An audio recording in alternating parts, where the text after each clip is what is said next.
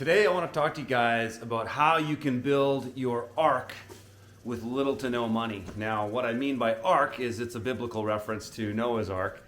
And for the times that we're in right now, if you want to get out of the way of this fully operational New World Order rollout, you're going to, in my opinion, need a number of things.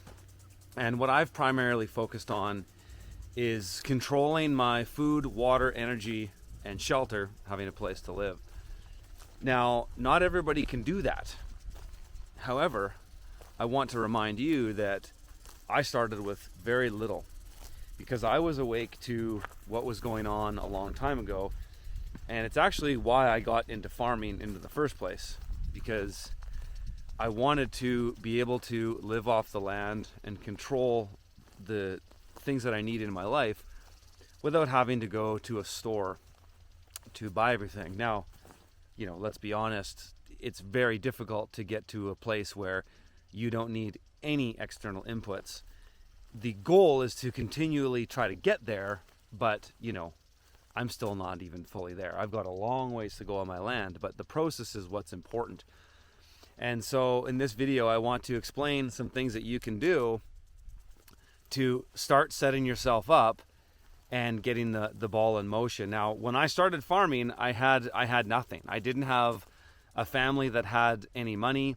I didn't have a family that could co-sign a mortgage so I could get land. I didn't have any of that. I started urban farming because it was the only way I had to be able to get on some land. I later discovered that you can lease rural land, but at the time I was kind of just excited about starting to farm, and I lived in the city of Kelowna, BC, Canada, and I found that there was a number of people that were willing to lend me their front and backyards so that I could start farming on. And so I got started farming and learning that skill with very little anything. I started Green City Acres, the farm, at the time on $7,000. So this would have been, I started my farm in 2010.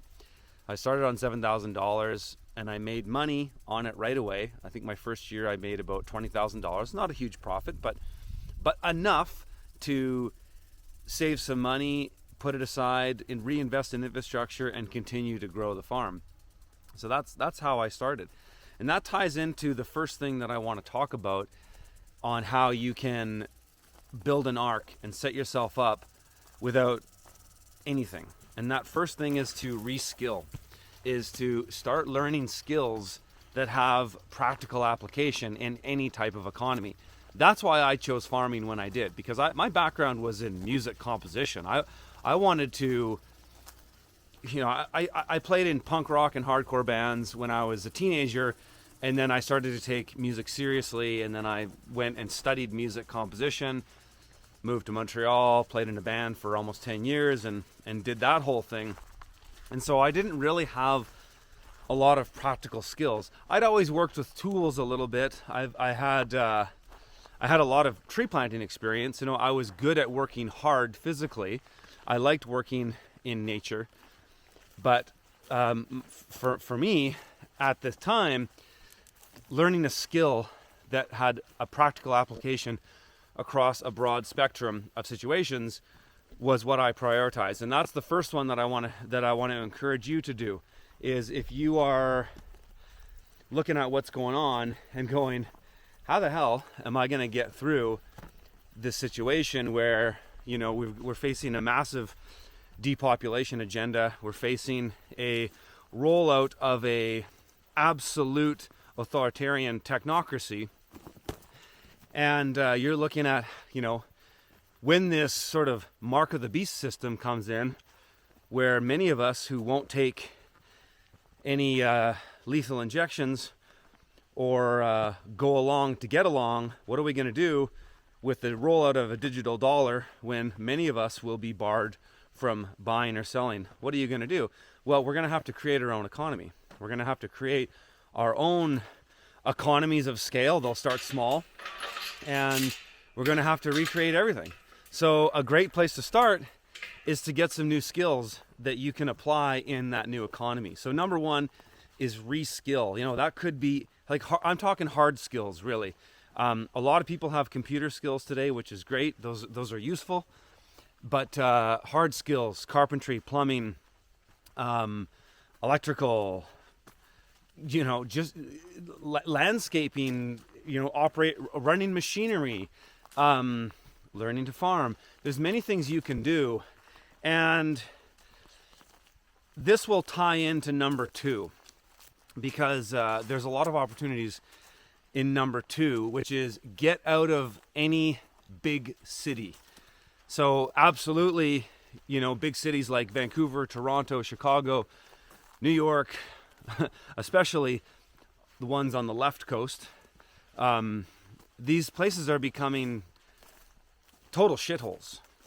And all you have to do is look at the trends. Like even in the city that we moved from, Kelowna, BC, Canada, not the largest city, 140,000 people, gets a lot of seasonal population increase because of tourism. But I've witnessed Kelowna over the last 10 years with its, you know, very progressive leftist ideology that's in the local politics get progressively and progressively worse. The tent city now in Kelowna is the longest I've ever seen it, and what we have is a, you know, hopeless, I don't want to get too into that because it's a whole can of worms, but we have a large portion of society which feel hopeless and, you know, choose to, for the most part, they choose to live a life where they're doing a lot of drugs and being on the street. I'm not exaggerating, 10 men, all white men, that goes against your white privilege narrative there, but I have 10 friends that I went to all the way from elementary school to high school that are on the street. I'm not kidding you, on the street in Kelowna. They're all addicted to drugs and all having a tough time in life, but they all came up with the exact same circumstances as I did, and they're on the street. So get out of the big cities. I would say move to anything that's under 5,000 people. Get out of the big towns, the big cities. The trends that you're seeing in these places are trends that are going to continue. And if you want to know where the New World Order is going to roll out their programs first, it's going to be in the biggest cities. And if you read the documents like Agenda 21, Agenda 2030, that's all laid out. They talk about these smart cities, these mega cities. They want to get you off the land and hack you, track you, stack you, pack you in these big cities. And these things will always be implemented in the bigger cities first, because more population equals more government equals more regulation and potential tyranny. So an easy one is to get out of the cities and get into the country. And I can tell you the small towns are just amazing right now. They're thriving. There's a lot of new people coming in, which can be a challenge, but there's a lot of opportunities as people look for alternatives to what's happening. And so the reskilling of number 1 really can tie into number 2 of getting out of the big cities, because in these small towns right now, you can pretty much get a job anywhere. There's help wanted signs in every business. I've talked to dozens of trades outfits, whether they be carpenters, plumbers, electrical outfits, you name it. They're all looking for people, and they're willing to hire people with no experience and train them and pay you, you know, a modest salary. But, you know, even if you're working for minimum wage and you're apprenticing under a red seal carpenter or something like that, that's a huge opportunity. That's worth something.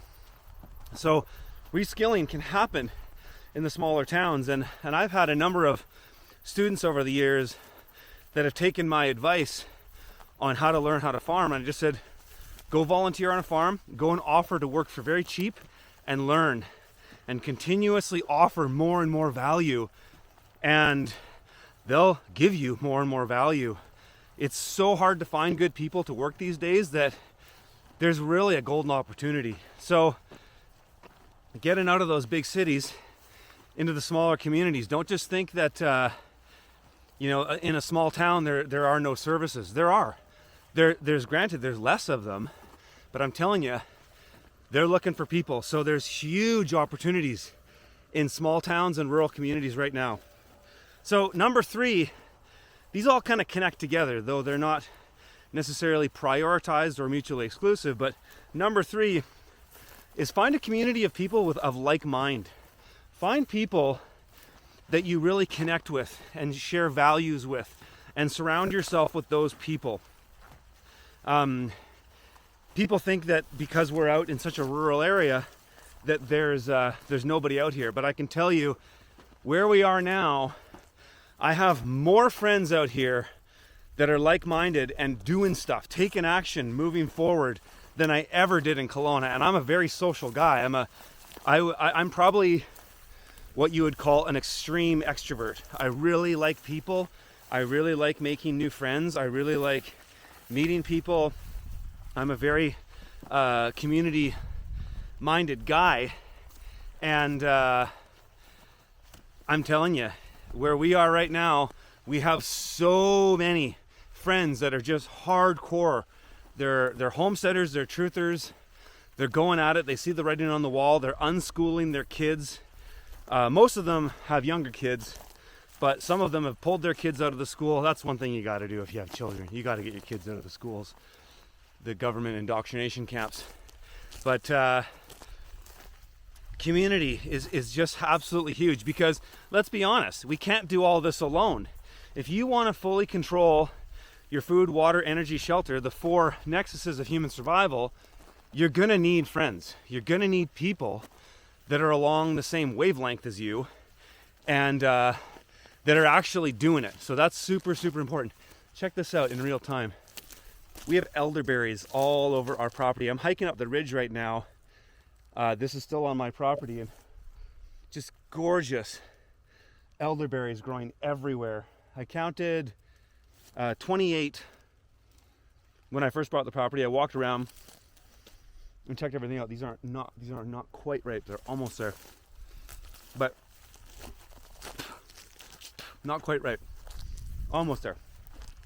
But that community is absolutely crucial, because when times get tough, who are you going to rely on, right? And a lot of people think there's a lot of preppers out there with this sort of lone wolf mentality that you just go at it alone.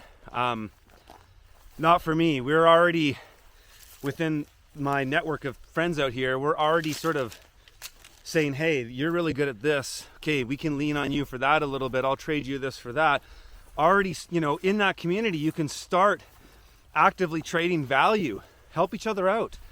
If there's people in your community that see the world the way as you do, and they're taking action, start doing things to grease the wheels of working together instead of just leaving it to the very end. Because I think at some point we're all going to get a little bit shocked, and some of these things might happen a little bit too quickly, and we're going to be scrambling to figure things out.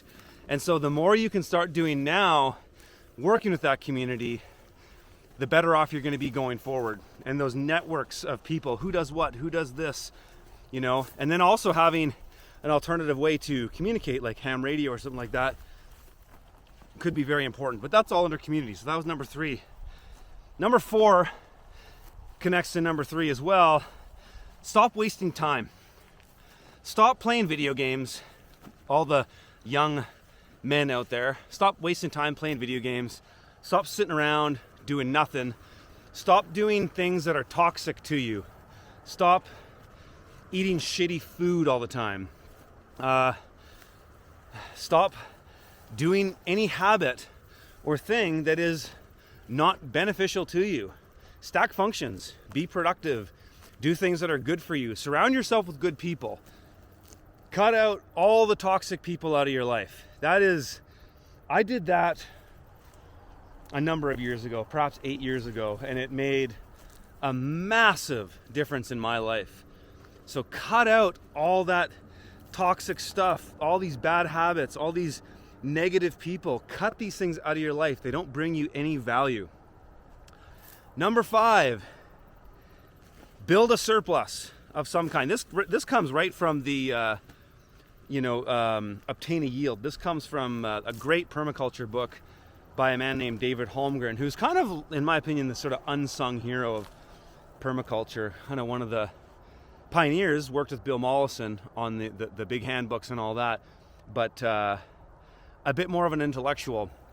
And one of his principles in his book, Pathways and Principles Beyond Sustainability, is obtain a yield. And so I put it in here in the same, start building a surplus of things. So I've always tried to focus on the food, water, energy, and shelter, because those things you have to live. Of course, there's other things in there that are important, but those 4, you can't live without water, food. Maybe you can arguably live without energy. In a Canadian winter, it might be kind of tough. And you need a place to live, you need shelter. Start actively building a surplus of these things. So if you don't own a large acreage like I do, you can still start accumulating these things. Get yourself to start a month's worth of food.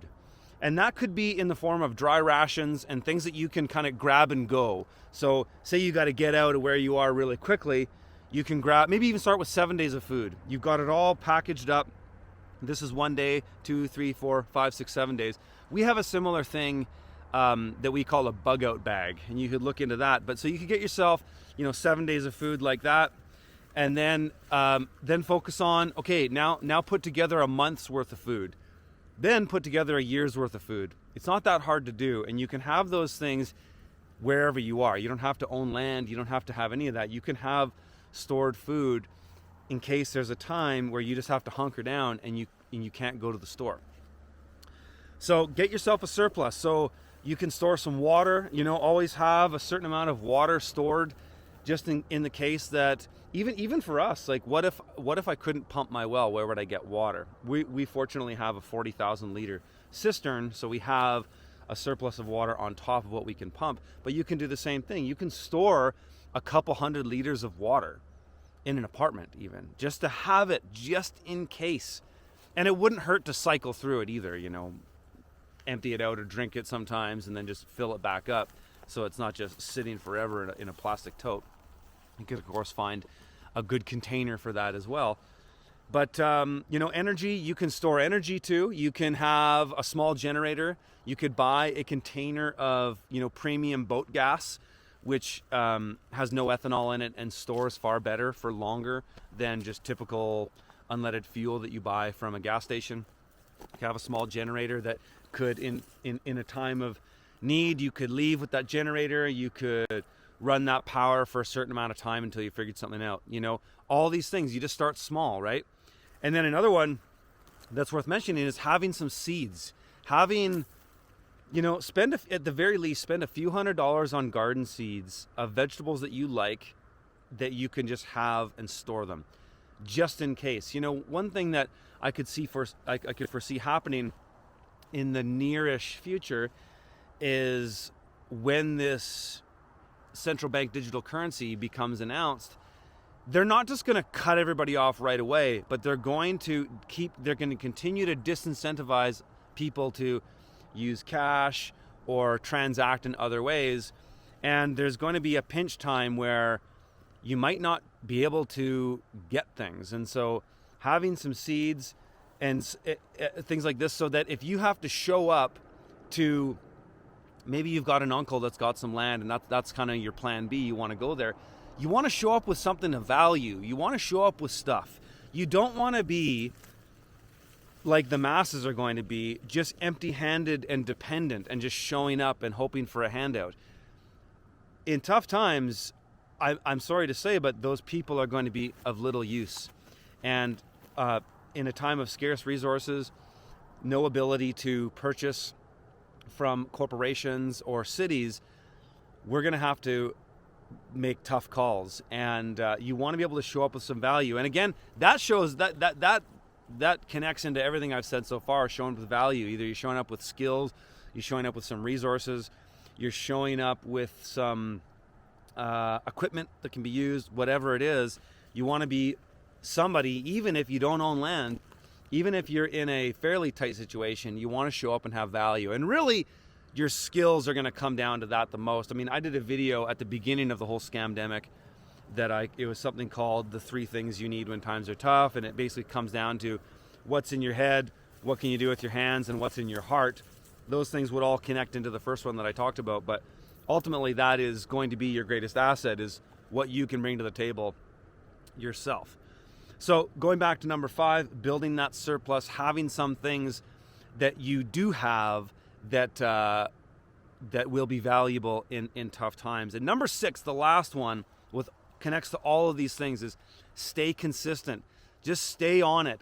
I don't believe the proverbial shit is going to hit the fan at one moment. I think the shit has already hit the fan, and we are in a downward spiral now. If you watched my last live stream, I talked about that, and this sort of dichotomy of a downward spiral and an upward spiral, and how they can invert, and how you can move into an upward spiral by just changing a lot of things in your habits and your attitude and your perspective on life. But you need to get yourself into an upward spiral, and that compounds by consistency, success, learning new things, meeting new people. All of these things will compound on themselves, and you'll get to a point where you become exponential, and you're doing and creating amazing things with very little effort because of the time you've put in before to learn new skills, to build resources, to have a place where to do these things, have a community that you're connected to. Is stay consistent. Just stay on it. So, like I said, with the food, start with 7 days of food that you've got put aside, and then stay consistent. Stay on it. When my wife and I go shopping, we haven't had to do any panic buying as far as food. Though I did panic buy with some building materials, and I certainly made some mistakes along the way with that. Definitely had some successes as well. But our approach with food now is every time we go to a store to buy food, we're always buying more than we need, and we're just putting that away, and we're putting that on the shelf, and just staying on top of it. With all of these things, just stay consistent with it. And it's, that really ties into what I said about not wasting time, surrounding yourself with positive people. Stay consistent with these things. Sometimes what I found in my experience is that when you're early on a journey, you've decided, I want to really make steps to prepare myself so that I can be an active participant in a new regenerative way of living. And that's what I really think the dichotomy of where we're going is it's a dichotomy against a regenerative living economy, living culture, living society, versus a degenerative death cult that wants you to pay for your own demise, right? I call that the Rockefeller payment program. It's everything they got their fingers into, big pharma, big ag, and all these things are the farmer, and the people taking all the pharma are continuously paying for their own demise in this endless downward spiral. And where was I going with that? It's just to be consistent with this, and there's this new economy on the other side of this. We're going to continuously face these things that are going to be disruption points and breaking points. The last 2 years was one of those. We're going to go into a new portion of this. The New World Order and the elites write everything they do, and that's the thing, kind of the point that I tried to make in my last live stream, is that everything they do, they tell you, and they actually get your consent with it. They told you what was in the death shot. They told you how they were going to lock you down. And when it comes to governments making statements, they have a press release and then they have a mandate, and they're both two different things. Don't listen to the media. Don't listen to the propaganda. Read their words. If you're worried about mandates, read the mandate. If you're looking for remedy in something, understand what you're up against. But you've just got to stay at this. And I think on the other side, we have this huge opportunity to create a truly regenerative way of living. And there's going to be a great bifurcation, I believe, and I think we're already seeing it, where people are realizing the regenerative side is where we want to be. The living man, the living soil, the living economy, the true connection to God being aware that we are part of the Creator, and our well, at least this is my perspective on it. Our duty in life is to create and to make the world a better place. People are going to cross proverbial lines in the sand along this whole thing, and some people are going to be early to the game and some people are going to be late to the game, but that's where it's going to go. There's going to be this great bifurcation. And if you know the game and you know the big picture, you don't have to worry about all these little wag the dog things. Oh, Ukraine! It's like you got one of those little pointer lasers and you're making your cat run around. Don't be that. Don't be wagging the dog. Don't be getting caught up on the last thing some absurd politician says. You got to stay focused. You got to stay on top of it and stay consistent. And as I said, as you do this, you will find opportunities will come your way all the time. When you align what you're really good at, what you're passionate about, and I believe what you're meant to be doing at the time, I call that finding your alignment, and you will jet set through so many tasks that before in your life you would have thought impossible, that you would have never done. Because the only person that you should compare yourself to is who you were yesterday and who you were previously. We're all going to come to things on our own. Don't just look at my situation and my homestead and say, oh, well, Curtis has all this money now and look what he's doing. Hey, I started with nothing. My family had no money. I started off as a lower middle class kid that both my parents had been bankrupt. You know, I had no opportunity just given to me. I had to go and get it. And that's what you got to do. And in this time that we're in right now, this is going to be a time for the doers. God will not help those who will not help themselves. You've got to take action. If you're just sitting around hoping that things are going to change, you're going to be getting pretty lonely, and you're going to see a lot of people that are making strides. And you're going to go, well, how come I can't do that? It's because you didn't take action. So start today, start now, get on it, stay positive, surround yourself with good people, get the hell out of these crazy cities that are just an absolute downward spiral. You can see this in all the culture. But stay on it, and I know that if you put everything into this, you'll be successful. I believe in you. I believe in anybody who can take the chance, take a risk, put themselves out there, and do the work.